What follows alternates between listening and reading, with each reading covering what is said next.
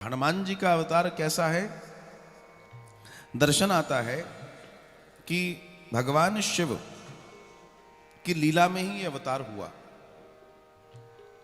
एक पौराणिक कथा के अनुसार अंजना नाम की एक अप्सरा थी जो स्वर्ग में रहा करती थी। एक बार कि एक ऋषि ने उससे कहा, उसने ऋषि से कुछ मांगा। ऋषि ने कहा, ये मैं तुम्हें दे तो दूंगा, तुम्हें इससे लाभ भी होगा, लेकिन हे अप्सरा, अगर तुम जीवन में कभी भी किसी प्रेम बंधन में पड़ गई तो जीवन में ध्यान रखना, तुम्हें पृथ्वी पर जाकर वानर जाति में स्थान मिलेगा। अब अप्सरा और देवताओं को पृथ्वी तो ऐसे लगती है जैसे कचरा, और है भी। इसी कचरे में से कुछ एक निकलता है जो देवता बन जाता है। ये तो उसकी फैक्ट्री है। हम और आप क्या है? रॉ प्रोडक्ट है, रॉ मटेरियल। हम में से लाखों करोड़ों में से कोई एक जागता है, वो धीमे से जाके देवता बन जाता है, और क्या है। लेकिन अगर ये रॉ मटेरियल नहीं हो तो उत्पाद ना निकले, ये भी ध्यान रखना, ये भी समझना है।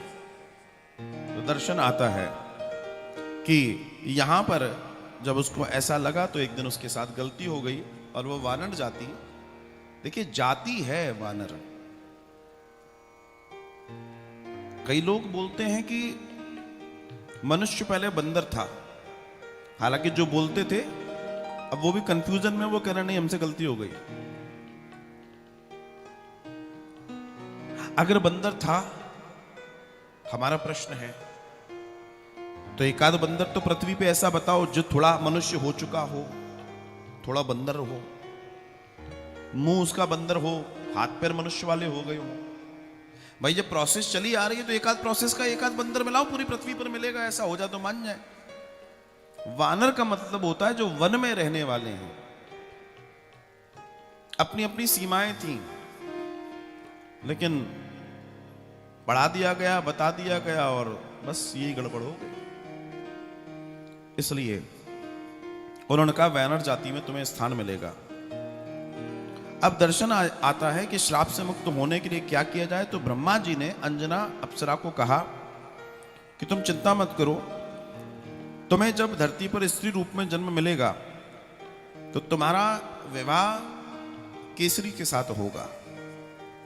विवाह पश्चात श्राप से मुक्ति के लिए तुम्हें भगवान शिव की आराधना करनी पड़ेगी। और भगवान शिव की तपस्या उसने शुरू कर दी। सारी प्रोसेस हुई, फिर ऐसा कुछ हुआ तो उसने तपस्या शुरू कर दी। तपस्या से प्रसन्न होकर शिव ने उनको आशीर्वाद दिया। उन्होंने कहा कि उस श्राप से मुक्ति पाने के लिए तुम्हें एक विशेष काम करना पड़ेगा। तो क्या बोला, क्या करना पड़ेगा? ब्रह्मा जी कहते हैं कि इतना शिव को प्रसन्न कर दो, इतना शिव को प्रसन्न कर दो, शिव ही तुम्हारे बालक के रूप में जब शिव तुम्हारे बालक के रूप में आएंगे तो तुम इस श्राप से मुक्त हो जाओगे। अंजना कहने लगी कि ठीक है, मैं तपस्या करूंगी। अंजना ने घोर तपस्या, बहुत घोर, इतनी घोर कि क्या कहा जाए, तपस्या की और निरंतर करती रही। और उसको एक ही दर्शन था कि मुझे शिव बालक के रूप में प्राप्त हो जाए और सारी चीजें हो जाएं। शिव आराधना करती रही। शिव आए तो शिव से उन्होंने कहा कि मुझे आप पुत्र के रूप में चाहिए। शिव ने कहा कि ठीक है। हालांकि यही दर्शन नंदिकेश्वर के साथ में था, नंदी भी वही है। शिव ने कहा कि ठीक है। शिव ने तथास्तु कह दिया। शिव अंतर ध्यान हो गए। और दर्शन आता है कि यहां पर उसी समय अयोध्या नगरी में राजा दशरथ के तीनों रानियों के लिए एक यज्ञ हो रहा है, पुत्र कामेष्टि यज्ञ। दर्शन आता है कि उस यज्ञ में जब अग्नि देवता प्रसाद लेकर प्रकट हुए तो उन्होंने राजा दशरथ के जो होता थे उनको, वशिष्ठ जी के पास फिर प्रसाद गया, बोला तीनों रानियों में बराबर बांट दो। दर्शन आता है कि तीनों रानियों में बराबर बांट दो, तो अब ये बराबर हिस्सा कैसे हो? तो सबसे पहले उस प्रसाद के दो हिस्से हुए। दो हिस्से में से एक हिस्सा मिला कौशल्या को। अब एक हिस्सा बचा, फिर रानियों में बराबर बंटना है। तो फिर उस एक जो बचा हुआ हिस्सा उसके फिर दो हिस्से हुए, एक सुमित्रा को मिला और एक केकई को मिला। तीनों अपने प्रसाद को लेकर सामने ऐसे हाथ में प्रसाद है और वशिष्ठ जी मंत्रोच्चारण कर रहे हैं। तीनों बड़े भाव से आंखें बंद करके सुंदर पुत्र की कामना कर रही हैं कि तभी एक चील आकाश से आया और चील सुमित्रा के हाथ का प्रसाद लेकर उड़ गया। सुमित्रा के हाथ का प्रसाद लेकर जब उड़ गया तो वो जाकर सीधे केशराचल पर्वत पर पहुंचा। वहां एक विल्वपत्र के पेड़ के नीचे बैठकर अंजना पुत्र प्राप्ति के लिए महादेव का लिंगम वहां स्थापित और पूजन कर रही है। वो ऊपर जाकर बैठा और बैठा उसके हाथ से वो पात्र छूटा और सीधे उनकी गोद में जाकर गिरा। जैसे ही गोद में गिरा, झटके से उसने देखा, वो समझ गई ये तो भोलेनाथ की कृपा है, प्रसाद है।